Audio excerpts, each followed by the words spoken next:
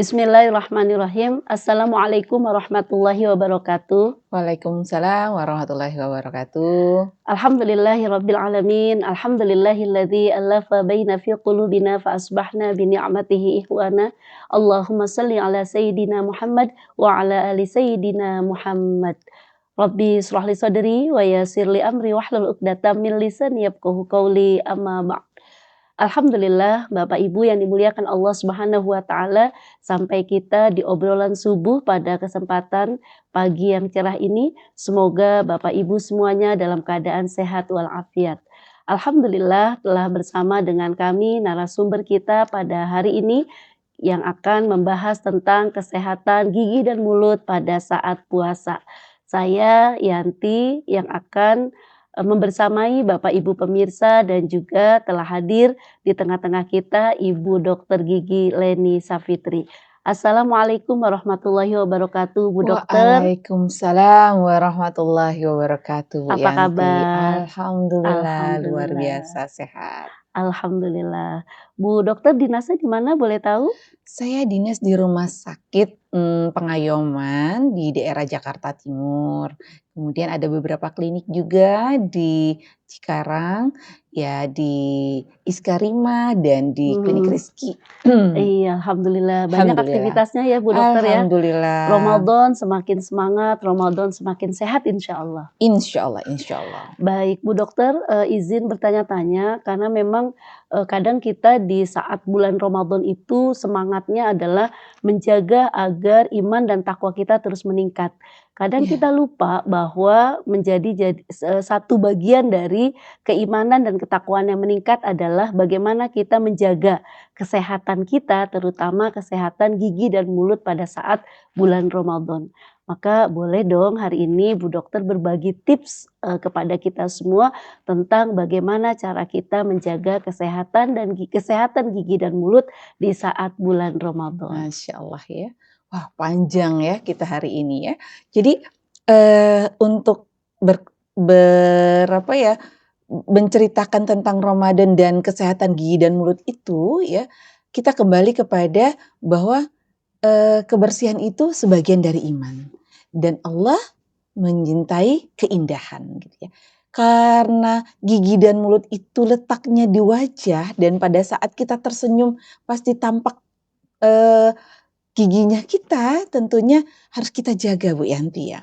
Apalagi tidak hanya kita tersenyum ya, senyum itu adalah sedekah gitu ya. Betul. Kita senyum pun langsung dapat pahala gitu. Betul. Itu tidak di hari Ramadan, kalau di Ramadan mungkin bertambah lagi pahalanya. Betul. Nah, selama bulan Ramadan gitu ya, sebelum memasuki bulan Ramadan, tentunya kita juga harus memperhatikan kesehatan gigi dan mulut. Kenapa? Jadi ada persiapan, kalau Ramadan itu ada tarhib gitu ya, Iya, tarhib betul. Ramadan. Nah, gigi juga harus dipersiapkan sebelum kita memasuki bulan Ramadan. Masya Allah. Masya Allah. Jadi persiapan sebelum, kemudian saat Ramadan, dan menjalankan Ramadan itu beberapa tipsnya banyak sekali gitu ya. Alhamdulillah. Nah, pada saat di awal sebelum Ramadan, yang perlu kita lakukan itu adalah melakukan check and recheck gitu. Check and recheck kemana? Ke dokter gigi tentunya. Betul. Melihat apakah ada gigi-gigi kita yang berpotensi akan menimbulkan sakit pada saat bulan Ramadan ya. Yang kedua, setelah sebelum Ramadan dan sekarang pada saat Ramadan. Pada saat Ramadan gimana sih gitu? Nah, itu tadi, kita tetap harus menjaga kebersihan kita selama Ramadan. Walaupun mungkin ada ketakutan kali ya Bu Yanti ya. Betul, Mungkin betul. pada saat Ramadan, sikat gigi enggak ya gitu kan? Apakah boleh ya ke dokter gigi? Nah, hal-hal itu juga perlu kita bahas di selanjutnya Iya, gitu. baik. Sangat lengkap sekali ya, ternyata memang sudah menjadi kewajiban kita gitu ya untuk menjaga kesehatan gigi dan mulut kita pada saat Ramadan. Betul Nah, yang sekali. menariknya Bu Dokter ya, banyak orang berpikir bahwa nggak apa-apa kita di bulan Ramadan tuh bau mulutnya itu nanti seperti minyak kasturi gitu ya, harum gitu ya, walaupun pada intinya ketika kita berhadapan dengan orang lain tuh nggak nyaman, bikin orang lain tuh nggak nyaman. Nah, mungkin di sini tips menjaga agar aroma ya, yang tercium kepada orang lain itu, bisa kita minimalisir gitu di saat bulan Ramadan. Apakah Rasulullah, dulu, juga demikian gitu terhadap, sahabat-sahabatnya ketika berbicara? Apakah Rasulullah juga karena pas puasa, bau mulut atau tidak begitu Bu Dokter? Masya Allah ya. Jadi kalau berkata kebersihan ya, Rasulullah itu sangat menjaga kebersihannya gitu ya. Sehingga Rasulullah itu selalu mengantongi siwak ya. Nah, Sebelum sholat pun Rasulullah bersiwak gitu ya. Nah sekarang kan mungkin siwak itu tidak familiar gitu ya. iya, Familiarnya lebih sikat gigi gitu sikat ya. Jadi gigi. kita mengambil rujukan ke sikat gigi ya. Jadi saat kita sahur gitu ya, kita tidak boleh meninggalkan kebersihan. Jadi Iya, pada saat kita sahur, pasti makanan-makanan yang nempel di area gigi dan mulut kita, itu tentu harus dibersihkan Bu Yanti. iya. Kenapa? Itu nanti kalau ada sisa-sisa makanan dan pada saat itu tertelan gitu ya, menjadi batal lah puasa kita gitu Nah, kan. ini yang Jadi bahaya ya. iya, jadi tetap kita harus jaga pada saat imsak gitu ya, pada saat kita setelah makan sahur ya menjelang imsak, kita harus tetap jaga kebersihan.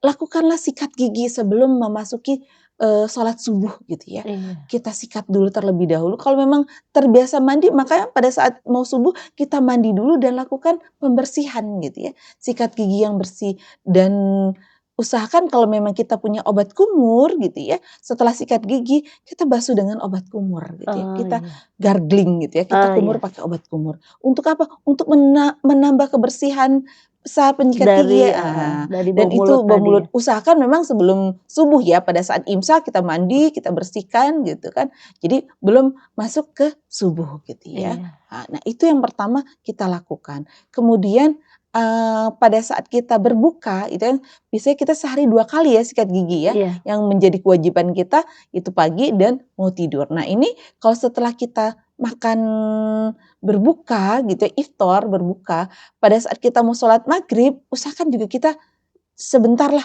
sikat gigi gitu ya, sikat gigi bersihkan. Kalaupun memang tidak sempat sikat gigi, kita basuh dengan kumur-kumur gitu ya, Iya. berkumur-kumur sehingga bersihlah makanan-makanan kita yang tadi kita makan gitu. Nah, menarik nih Dok ya, apa namanya, tentang makanan dan minuman gitu ya.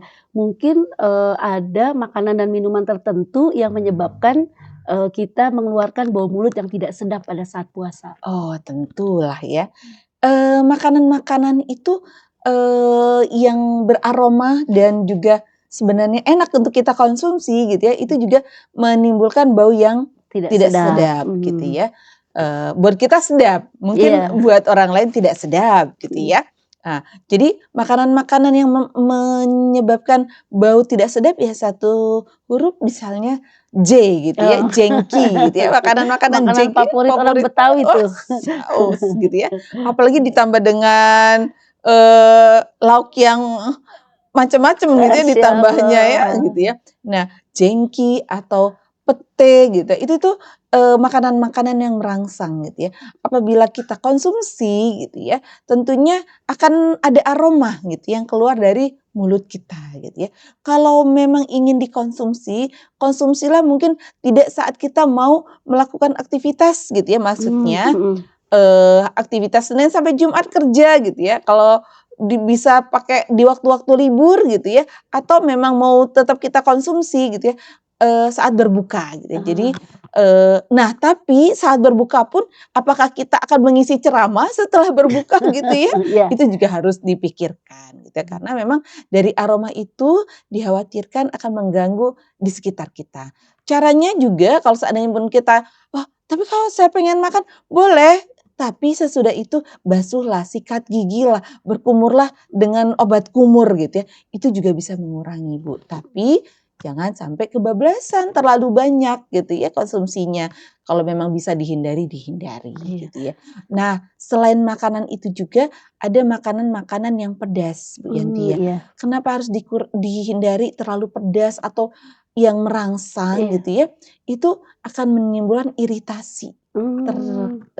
di dalam rongga mulut kita. Kalau iritasi akan menimbulkan sariawan biasanya. Oh. Kalau saat sariawan itu sangat tidak nyaman pada saat kita berpuasa, ya. Mhm. apalagi mau makan makanan yang enak sedikit terkena linu atau pedih Iya, gitu ya, perih gitu ya, dan itu sangat mengganggu puasa kita. Jadi juga cukup dihindari makanan yang pedas atau makanan-makanan yang memang merangsang salah satunya yang tajam gitu ya. Misalnya mmm. gini Bu Yanti, keripik gitu Oh, ya, iya. keripik-keripik yang, tajam-tajam Mhm itu tuh mhm. biasanya juga akhirnya Bisa nyelip merangsang gitu ya ke gusi betul. gitu ya? Betul sekali, dan itu Mmm, juga menimbulkan luka ya di mmm. daerah area-area, Seputar gigi dan seputar gigi dan mulut, mulut gitu ya, apalagi daerah-daerah yang iya, gampang kena iritasi gitu Bu mhm, Yanti, begitu. iya. Ya cara pembersihannya memang harus lebih intensif ya Bu Yanti ya kalau Betul kita betul, makanan-makanan seperti itu. Kemudian lagi selain, bau mulut oleh makanan Bu Yanti ya, mhm. saya rasa juga bau mulut disebabkan oleh gigi yang berlubang dan ada Oh, karang iya. gigi Bu Yanti. Iya betul, Dok. Nah, jadi gini Bu Yanti, kalau ada gigi berlubang usahakan sebelum tadi memasuki Ramadan sudah kita lakukan penambalan atau Iya. perawatan. Dan itu ya perlu intensif Iya dilakukan harus gitu ya, rutin ya ke dokter gigi rutin 6 gitu ya. bulan sekali ya? Betul. Mmm, Nah itu untuk gigi kenapa jadi bau ya Bu Yanti? mhm. Karena ini Bu Yanti, makanan itu masuk ke dalam lubang akhirnya jadi sampah. Sampah Mmm, kalau sehari masih tidak berbau, iya kalau udah berhari-hari iya menjadi berbau. menimbulkan bau, Nah, di dalam mulut apalagi sulit dibersihkan. Itu dari gigi berlubang. Kemudian apa tadi saya sebut? Karang ya Bu oh Yanti. iya, Nah, karang gigi itu juga Bu Yanti menjadi penyebab juga bau Bu Yanti. mmm, Karena itu adalah sisa makanan yang lama-kelamaan mengendap, akhirnya mengeras menjadi karang. mmm. Gitu. Iya Bu Dokter, ternyata memang, kita gitu ya ketika Ramadan itu nggak boleh menyepelekan gitu ya, pentingnya Betul. menjaga makanan dan minuman yang menjadi asupan buat gizi kita gitu. Benar Kita benar harus sekali. perhatikan juga gitu ya, bahwa tadi yang terlalu pedas, yang terlalu dingin, terus juga seperti snack-snack tadi, keripik gitu ya, Betul betul. khawatir, gusi berdarah dan lain sebagainya. Betul Nah betul. tentu, dari sini, Bu Dokter bisa menyampaikan kepada pemirsa semua bagaimana, caranya mungkin menggosok gigi yang benar agar ketika kita Ramadan itu tidak, timbul gusi berdarah dan lain sebagainya. Oke, jadi penyikat gigian itu sebenarnya, eee, untuk yang benar gitu ya, kalau teman-teman gitu ya, sahabat-sahabat menggunakan pasta gigi, pilihlah pasta gigi yang sesuai dengan kondisi gigi dan mulut kita gitu ya. Mmm, Ada yang sensitif kayak iya, sekarang itu kan, ada gigi yang mungkin perlu sikat gigi pasta gigi yang istilahnya fresh gitu ya, itu mmm, macam-macam. Tapi memang yang jelas pasta gigi itu persentasinya tidak membantu banyak, hanya memang menyegarkan dan membantu kita lebih licin gitu ya. Nah, heeh, yang terpenting ada cara menyikat giginya gitu ya. Usahakan pada saat menyikat gigi, gunakanlah sikat gigi yang masih bagus gitu ya. 3 berapa bulan sekali 3 bulan? usahakan kita cek gitu ya. Mhm, Ada orang yang memang caranya betul sehingga mungkin 2 bulan sekali harus sudah ganti sikat gigi gitu kan. iya, Nah, kemudian membersihkannya itu mulai dari bagian yang merah ke bagian yang putih. Maksudnya apa sih? Maksudnya dari gusi ke arah gigi dari ya, gusi ke ke arah arah gigi gigi, ya, dari gusi ke ke arah arah yang gigi, merah ke yang ke yang putih gitu putih, kan. Boleh mhm, metodenya diputar-putar iya boleh, iya, kemudian mhm, metode mencangkul juga mhm. boleh gitu ya. Kalau anak-anak saya selalu ajarkan Bulat, bulat-bulat, nah iya, gitu ya. mhm. Kita juga bisa gunakan. Kemudian, arahkan sikat tuh ke arah, sela-sela gigi yang tadi mencangkul. Jadi Mhm, diarah di sela-sela itu karena apa? iya, Itu tadi sisa makanan banyak menumpuk di sana gitu kan. Selebihnya jangan lupa juga membersihkan tidak hanya di bagian depan, tapi juga di bagian belakang, di arah lidah maupun di arah palatal. mmm, Terakhir, lidah jangan lupa. Lidah itu tempat juga kotoran-kotoran kotoran yang ya, menumpuk. baik di atas maupun di bawahnya ya Bu Dokter ya? Betul, betul ya. Mhm, Pokoknya di daerah sekitar seputar gigi dan mulut tuh harus dibersihkan gitu kan. Itu menjaga agar gigi dan mulut tetap bersih selama Mhm. bulan Ramadan. Bagi ini Bu Dokter, bagi orang-orang yang sudah, katakanlah sudah tua gitu Kak, ada Mhm. pengaruhnya nggak tuh dalam cara membersihkan gigi agar tadi tidak menimbulkan sakit atau menimbulkan, gusi berdarah gitu, ada tips khusus nggak untuk yang usia-usia mungkin Oke, sudah 50 ke atas gitu? jadi untuk yang usia-usia di atas 50, eee, kebanyakan gusinya turun atau abrasi. Turun Gusi di turun. iya, gusi turun itu maksudnya yang biasa posisinya berada menutupi, leher gigi gitu ya, Mhm. ini turun dikarenakan Mmm, cara menyikat gigi tadi terlalu keras, terlalu mmm, kencang, sehingga linu, itu tadi jadi gigi jadi gigi sensitif. sensitif. Ya, jadi sehingga, cara penyikat giginya juga mungkin memilih sikat yang tidak keras, yang Mmm, lunak, kemudian cara menyikatnya giginya juga yang tidak merusak jaringan iya, gizi gitu ya. Jadi pelan-pelan, kemudian kemudian dengan irama yang mungkin tidak terburu-buru gitu ya, dan pastikan, daerah di sela-sela gigi bersih gitu kan. iya. Karena semakin usia, karang gigi yang tidak dibersihkan itu semakin menumpuk gitu ya. Oh, iya. Nah, sehingga menimbulkan kegoyangan Bu Nah, Yanti. itu Nah, yang banyak sekali dialami oleh goyang. ibu-ibu atau bapak-bapak yang usianya sudah 50 tahun ke atas tuh giginya goyang gitu. Betul, heeh. Sehingga itu tadi perlu penanganan dokter untuk dibersihkan karang giginya.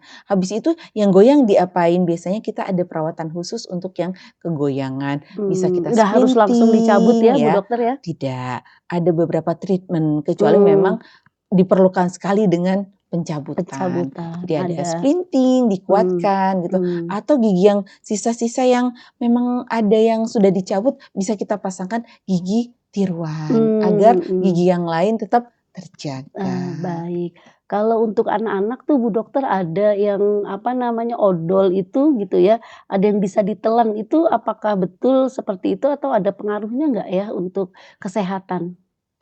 Memang ada beberapa produk yang Mhm. memang mengeluarkan, pasta gigi yang aman untuk tertelan. Aman dalam artian itu ada batas ambangnya juga Iya, amannya. iya. Tidak bisa satu pasta gigi itu Heeh, tertelan iya, semua ya, betul, betul. ada ada minimalisnya lah Ukuran, ukurannya. heeh, Jadi heeh. tapi usahakan tidak tertelan. Jadi memang Mhm, untuk anak-anak yang sudah bisa berkumur-kumur, itu mhm, biasanya baru kita ajarkan menggunakan pasta gigi.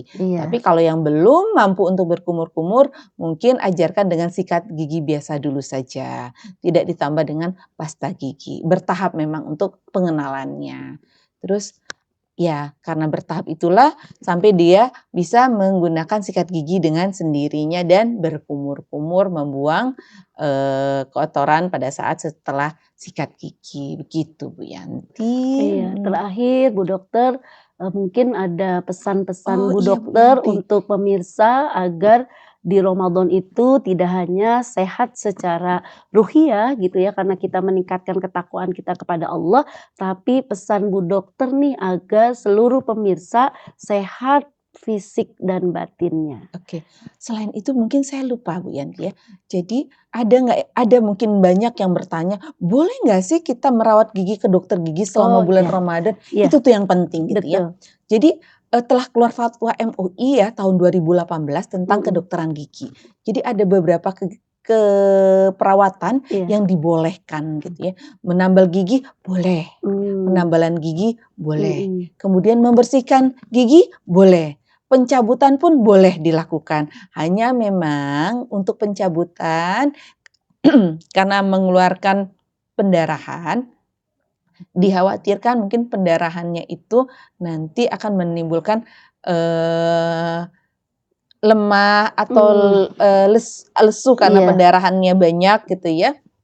Itu mungkin biasanya mungkin diakhirkan mendekati jadwalnya berbuka gitu iya, ya. Nah, iya. tapi kalau untuk anak-anak, karena anak-anak itu giginya, eee, sudah harus berganti misalnya Oh sudah iya, gigi dibolehkan susu gitu ya? dibolehkan, itu sangat Mhm. dibolehkan gitu. Kemudian untuk, tips menjaga kebersihan gigi dan mulut dan fisik ya, selama bulan Ramadan, saat, Ramadan tubuh kita itu melakukan perbaikan-perbaikan ya, istilahnya terutama lambung kita juga melakukan perbaikan. Sehingga untuk membantu tubuh kita lebih baik lagi, kita harus fokus pada, penjagaan sebelum memasuki Ramadan. Sehingga jangan pada saat Ramadan kita mengalami kesulitan di dalam melakukan pengunyahan, sehingga gigi tetap dijaga. Selain gigi, kita juga harus mengatur, makanan-makanan yang kita makan selama, Ramadan gitu ya. Makanan-makanan apa yang membantu kita, menguatkan kita selama bulan Ramadan, itu juga harus kita perhatikan. Jadi sebelum Ramadan kita harus perhatikan, selama Ramadan juga harus kita perhatikan. Jadi, saya mengingatkan sebelum memasuki Ramadan, jagalah kebersihan gigi dan mulut dan jagalah makanan-makanan yang kita konsumsi. Saat kita melakukan aktivitas yang dirasa aktivitas itu memberatkan gitu ya, maka kita juga harus menjaga itu. Misalnya, olahraga yang harus kita lakukan untuk menjaga kebugaran, tetap kita lakukan tapi kita sesuaikan dengan kita di bulan Ramadan ya. Jadi tetap sehat, bugar selama bulan Ramadan. Kebersihan gigi dijaga, kesehatan dijaga, makan pun tetap dijaga.